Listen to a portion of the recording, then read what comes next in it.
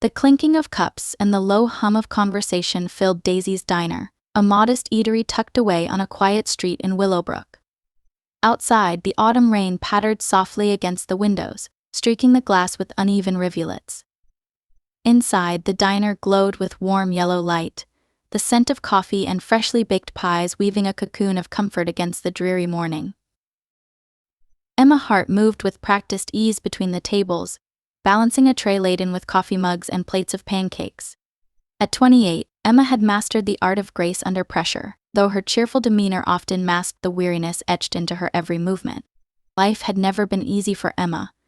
5 years into her job at Daisy's, she had become the dependable constant in a space that rarely changed, even as she herself longed for something more. Her paycheck barely covered her rent in a crumbling apartment 2 blocks away. Most nights, she fell asleep worrying about the growing stack of overdue bills on her kitchen counter. Her kind words and warm smile turned even the grumpiest regulars into loyal customers. That morning, as Emma wiped down the counter, her attention was drawn to a figure seated by the corner window. The woman had been there for nearly an hour, stirring a cup of tea that had long since gone lukewarm. She was older, her silver hair pulled neatly into a low bun, and her dark coat seemed to swallow her petite frame. Something about her posture caught Emma's attention, the way her shoulders slumped forward, the delicate trembling of her hands. Emma moved closer, her sharp eye catching the faint shimmer of tears on the woman's pale cheeks. "Hi there," Emma said gently, her voice low so as not to startle her. "Is there anything else I can get for you?" The woman's head jerked up, her red-rimmed eyes meeting Emma's. For a moment she looked as though she might apologize for even being there. "No, thank you," she murmured, her voice barely audible. Emma offered a soft smile, one she hoped carried the warmth she wished she could extend in other ways. "Okay. Let me know if you need anything." She lingered for a second longer before stepping away, her heart heavy with a nameless sadness. Emma returned to her duties but found her gaze drifting back to the woman. The diner buzzed with its usual morning energy. Plates clattered. Laughter rose from a nearby booth, but the woman seemed apart from it all, as though she were surrounded by an invisible wall. When the woman finally stood to leave, Emma noticed the hesitation in her movements. Her hand fumbled with the clasp of her purse, her face coloring with embarrassment. Emma approached cautiously, her voice gentle. "Miss, is everything all right?" The woman hesitated, looking at the floor. Finally, she whispered, "I must have left my wallet at home. I'm so sorry. I thought I had enough for the tea." Her voice broke, and Emma's heart tightened. There was no malice in the woman's mistake, only the kind of quiet shame Emma knew all too well. Without hesitation, she shook her head. "It's okay. This one's on me," Emma said, her smile widening. The woman's eyes filled with fresh tears. I don't know what to say." "Thank you." "Don't worry about it," Emma replied, waving her off with an easy warmth. "Just take care of yourself, okay?" The woman nodded, clutching her coat tighter around herself as she stepped out into the rain. Emma watched her leave, a faint smile lingering on her lips. It wasn't much, just a cup of tea, but Emma knew what small kindnesses could mean. The woman returned the next day, and then the day after that. She always chose the same table by the window, always ordered the same cup of tea. At first she kept to herself, her eyes fixed on the rain or the clouds beyond the glass. But Emma made a point of stopping by when she could, offering an extra sugar cube or a kind word. Slowly the woman began to open up. Her name was Margaret Linton, and the weight she carried was one Emma recognized instinctively: grief. Margaret spoke hesitantly at first, but the floodgates opened one quiet afternoon when the diner was nearly empty. "I lost my husband 6 months ago," Margaret said, her voice trembling as she stared into her half-empty cup. "Henry was my whole world. We didn't have children, so it was always just the 2 of us. Now the house feels so empty." Emma sat beside her, the tray she carried forgotten. "I'm so sorry, Margaret," she said softly. "That must be so hard." Margaret nodded, her gaze distant. I keep waiting to hear his footsteps in the hall, or see him in the garden. It's strange how loud silence can be. Emma hesitated, then shared a piece of herself she rarely voiced. I lost my parents when I was 23. It's not the same, I know, but I remember how it felt to come home and realize they weren't there. Like the world just shrank. Margaret's eyes softened, and for the first time, she smiled, a faint, fleeting thing, but genuine nonetheless. It's nice to talk to someone who understands. From that day on, their conversations grew longer, their silences more comfortable. Margaret became a regular at the diner, and Emma found herself looking forward to her visits. She felt an inexplicable pull toward the older woman, a desire to ease the burden she carried. Neither of them realized it yet. But what had started as a small gesture of kindness would soon become a bond that would change both of their lives forever. Days turned into weeks, and Margaret became a fixture at Daisy's diner. She always arrived in the early afternoon, her quiet presence now marked by a small, tentative smile for Emma as she walked in.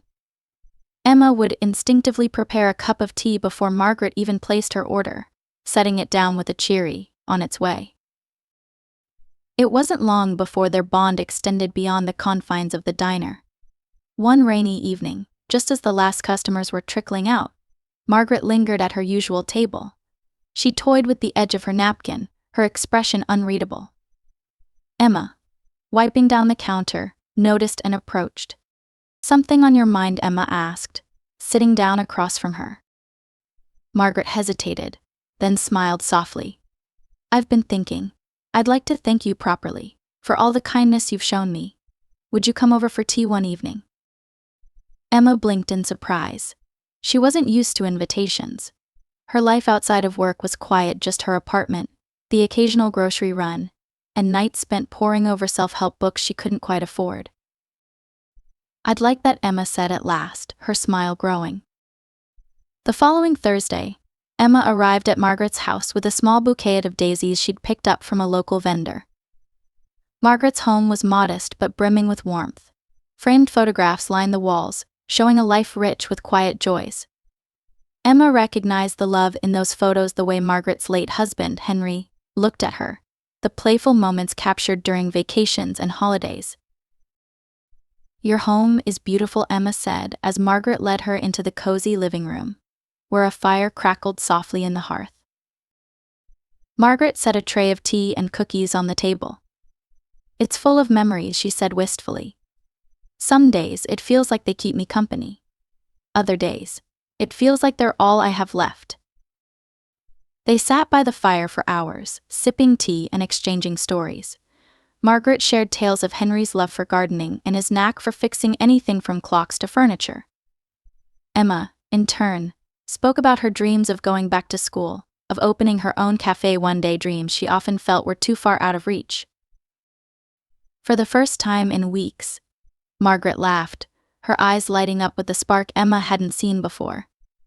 Emma left that evening with a newfound sense of connection, feeling as though Margaret had given her more than she could ever repay. From that day on, Margaret began to thrive in small but noticeable ways. She started bringing little gifts to the diner, a loaf of freshly baked bread, a scarf she'd knitted during the long winter evenings. Emma, touched by her gestures, reciprocated in her own way, slipping Margaret's favorite pastries into her to-go bag when she thought she wouldn't notice. Their friendship deepened, becoming a source of light in both their lives. Emma found herself confiding in Margaret about her struggles, her mounting rent, her unreliable car, the constant pressure of living paycheck to paycheck. Margaret listened with the kind of patience and understanding that Emma had rarely encountered, offering words of encouragement that always seemed to ease her worries. One crisp autumn morning, Margaret arrived at the diner with a small gift box wrapped in brown paper. She placed it on the counter with a shy smile. "What's this?" Emma asked, wiping her hands on her apron. "Just a little something," Margaret said. "Open it." Inside was a delicate brooch shaped like a sunflower, its vintage petals glinting in the light. "It belonged to my mother," Margaret explained. "She always said sunflowers symbolize strength and hope. I thought you might like it." Emma's throat tightened as she held the brooch in her hands. I can't accept this," she said, though her fingers lingered on its smooth edges. "You can," Margaret insisted, her voice firm but kind. "You've given me so much more than tea and conversation. You've given me a reason to get up in the morning." Emma fastened the brooch to her apron, promising herself she would cherish it forever. Despite their growing bond, life didn't pause for Emma's struggles.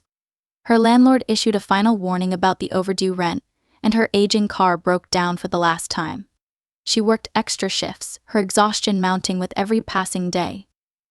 But when she saw Margaret walk into the diner, her burdens always seemed lighter, if only for a little while. One quiet afternoon, Margaret caught Emma staring at the register, her brow furrowed in worry. "Emma," she said gently, "is something wrong?" Emma hesitated, then sighed. "It's just. Things are tight right now. Rent, bills, all of it. I'm trying to stay ahead, but some days it feels like I'm just treading water." Margaret frowned, her gaze softening. "You work so hard. It doesn't seem fair."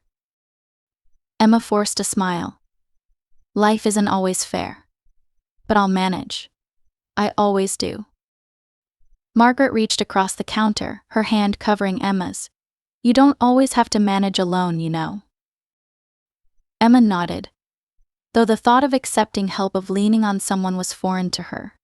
She had spent so many years relying on no one but herself. As the seasons shifted, so too did Margaret. Her energy waned, her visits becoming less frequent. Emma noticed the change but didn't press, instead making a point to stop by Margaret's house on her days off, bringing groceries or helping with small tasks. Neither of them realized how fleeting their time together would be. Winter settled over Willowbrook, blanketing the streets in snow and turning the diner's windows into frosted mosaics. Emma noticed that Margaret's visits had grown less frequent. When she did come, she moved more slowly, her hands colder and her voice softer. Concern began to creep into Emma's heart, though Margaret always brushed off her inquiries with a faint smile. "It's just the weather," Margaret said one afternoon when Emma pressed gently. "Winter always makes me feel a little sluggish. Nothing to worry about." But Emma did worry. Margaret had become more than a friend, she was family, someone Emma couldn't bear the thought of losing. One evening, after closing up the diner, Emma made her way to Margaret's house. She carried a container of homemade chicken soup, bundled carefully against the biting wind. Margaret had mentioned feeling under the weather, and Emma couldn't shake the image of her friend sitting alone in a cold house. When Margaret opened the door, her face lit up with surprise. "Emma, what are you doing out in this weather?" "I thought you could use a little soup," Emma said, stepping inside. "How are you feeling?" Margaret smiled faintly. "A bit better now.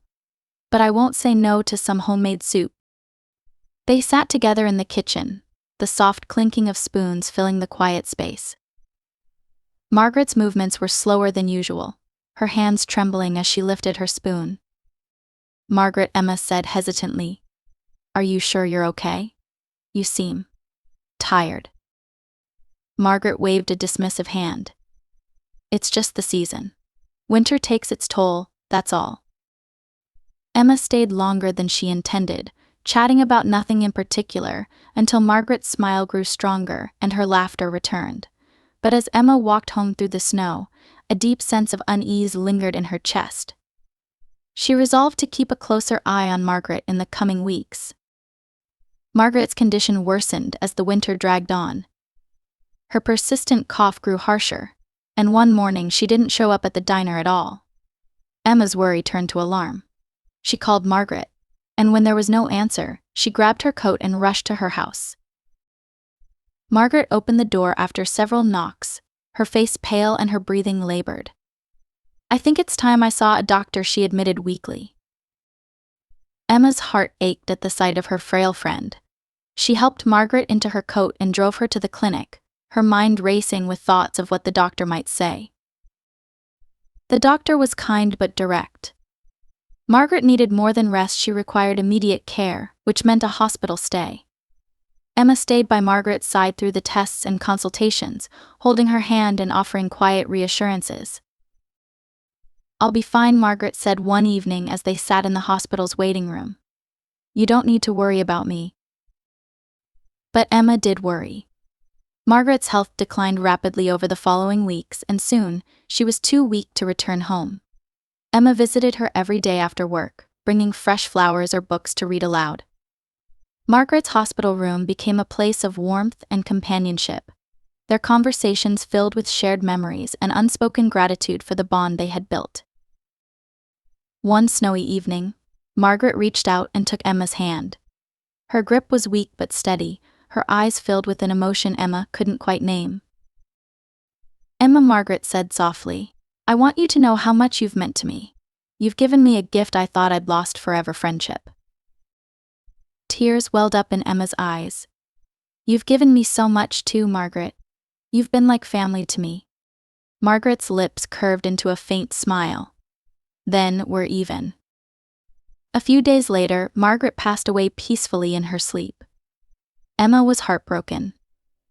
The diner felt emptier without Margaret's quiet presence, and the absence of her laughter left a hollow ache in Emma's chest. For weeks, Emma carried the weight of her grief, clinging to the memories of the time they had shared. She wore the sunflower brooch every day, its golden petals a small but comforting reminder of the woman who had brought so much light into her life. And then, one afternoon, as Emma was finishing her shift, a man in a dark suit walked into the diner. His expression was solemn as he approached the counter. "Are you Emma Hart?" he asked. Emma nodded, confused. "Yes, that's me." The man introduced himself as a lawyer handling Margaret's estate. "She mentioned you often in our meetings," he said. "She thought the world of you. I'm here because Margaret left you something in her will." Emma's heart raced. "Me?" The lawyer nodded. "May we sit down? There's quite a bit to discuss." Emma led him to a corner booth, her hands trembling as she wiped them on her apron. She couldn't imagine what Margaret, who had never spoken of wealth or possessions, could have left her. The lawyer set his briefcase on the table and retrieved a stack of papers. "Mrs. Linton was a private woman," he began, "but she was also very thoughtful. Her estate wasn't large, but she was meticulous in ensuring her wishes were clear. She wanted you to have something significant to her." Emma listened in stunned silence as the lawyer explained that Margaret had left her house to Emma, along with a modest sum of money. "She said you made her final months brighter than she could have imagined," he said. "She wanted to repay that kindness in a way that could truly help you." Emma felt tears streaming down her face. Margaret's cozy little house, the place filled with so many memories, the place where they had laughed and shared stories, it was now hers. "This doesn't feel real," Emma whispered. "I don't deserve this." The lawyer smiled kindly. Mrs. Linton would have disagreed. She believed in paying forward the kindness she received. She saw something special in you, and she wanted to honor that. The day Emma visited Margaret's house as its new owner, she felt an overwhelming mix of emotions. She stood on the front porch, the key trembling in her hand. Snow blanketed the lawn, its pristine white surface untouched, as though the world had paused to honor this moment. When she finally turned the key and stepped inside, the familiar warmth of lavender greeted her. Everything was as she remembered: the knit blanket draped over the armchair, the framed photographs on the walls, and the faint scent of cinnamon lingering from the last loaf of bread Margaret had baked. It felt like Margaret was still there, watching from the corner with her quiet smile. Walking through the house, Emma's emotions ebbed and flowed. She paused by the fireplace where they had shared stories, her hand brushing against the mantel. Margaret's knitting needles were still tucked neatly in their basket, a half-finished scarf resting beside them. "I'll take care of this place," Emma whispered, her voice trembling. "I promise." Over the next few weeks, Emma worked to settle into her new life. Margaret's inheritance allowed her to pay off her debts, including the overdue rent that had haunted her for months. For the first time in years, Emma felt a sense of stability, a foundation on which she could build something more. She decided to take night classes at the community college, enrolling in a hospitality management program.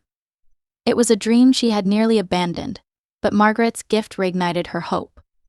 During the day, she continued working at Daisy's diner, where her demeanor shifted. Though she had always been kind, her newfound peace gave her an unshakable optimism. Her coworkers noticed the change almost immediately. "What's got you glowing?" one of them teased as Emma refilled a pot of coffee. Emma smiled, touching the sunflower brooch pinned to her apron. "Just thinking of someone who changed my life." Margaret's house became not just a home but a sanctuary. Emma spent her weekends transforming the backyard into a garden, inspired by Margaret's stories about Henry's green thumb. At first she was unsure of herself, having never planted more than a few herbs in her apartment windowsill.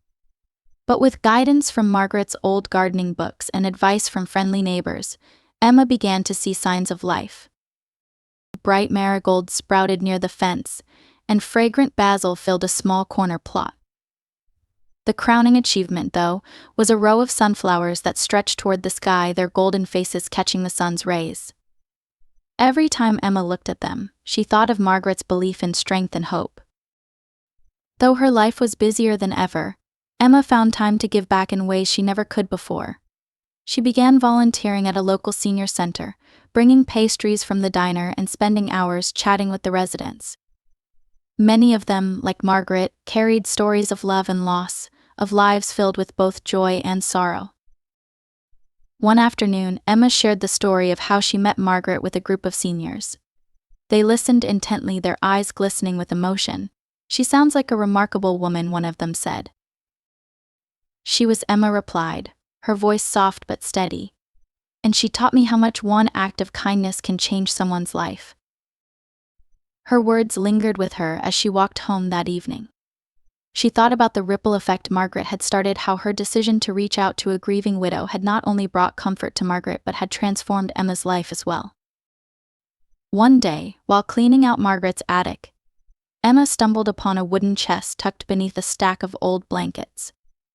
Inside were items that spoke to a lifetime of love and memories: a pressed flower from Henry's garden, a pair of letters tied with a faded ribbon, and an envelope marked with Margaret's delicate handwriting.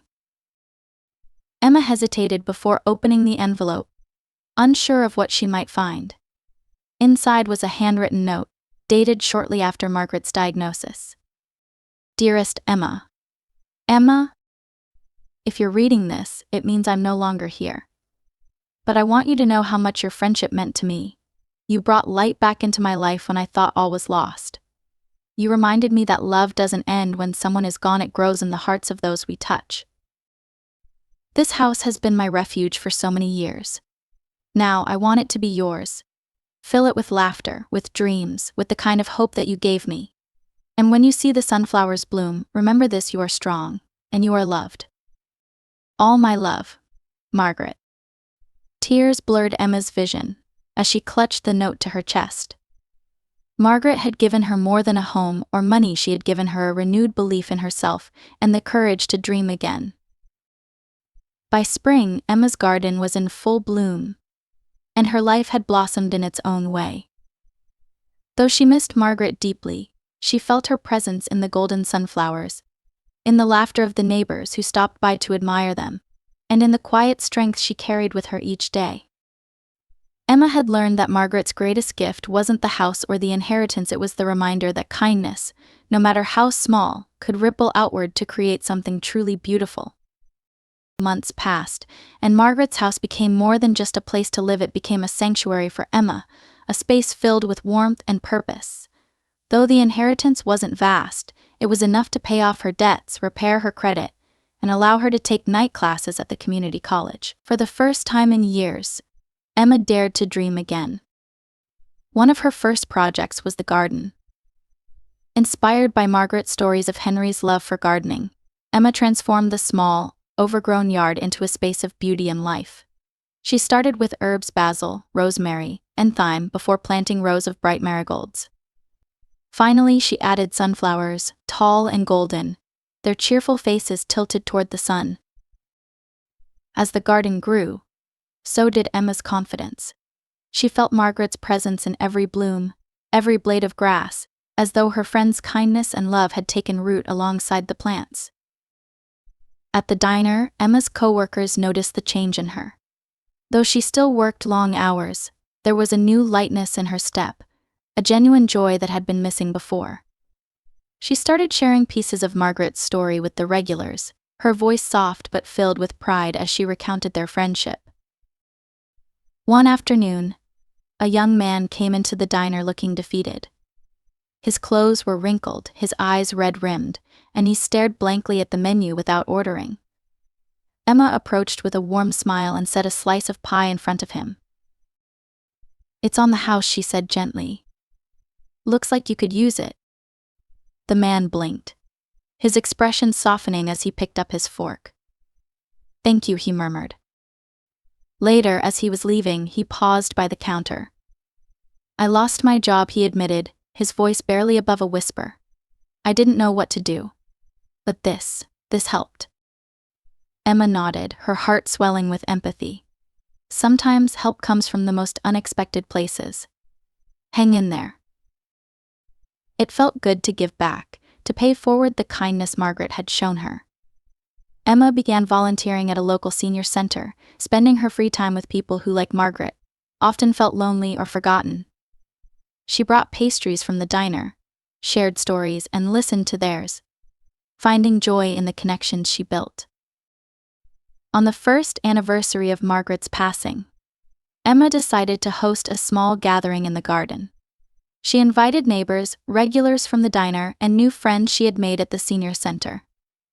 The sunflowers were in full bloom, their golden petals swaying gently in the summer breeze. As the guests mingled, sharing laughter and stories, Emma felt a deep sense of peace. When the time felt right, she raised a glass of iced tea, a nod to the countless cups Margaret had sipped during their time together. To Margaret, Emma said, her voice steady despite the lump in her throat, "For teaching me that kindness can change lives. For showing me what it means to truly care. And for believing in me when I didn't know how to believe in myself." The small crowd murmured their agreement, glasses clinking softly in the fading light. As the last guest left and the garden grew quiet, Emma sat beneath the tallest sunflower, her eyes lifting to the stars that now dotted the night sky. She thought about the journey that had brought her here, the struggles, the loss, and the unexpected friendship that had changed everything. Margaret had given her more than a home or money. She had given Emma the courage to dream, to trust in the power of human connection, and to believe in a brighter future. With every choice Emma made, she felt Margaret's presence guiding her. And as the sunflower's golden face tilted toward the moonlight, Emma knew that the legacy of kindness they had built together would continue to grow, touching lives in ways neither of them could have imagined. The story of Margaret and Emma wasn't just one of loss, it was one of love, hope, and the enduring power of compassion.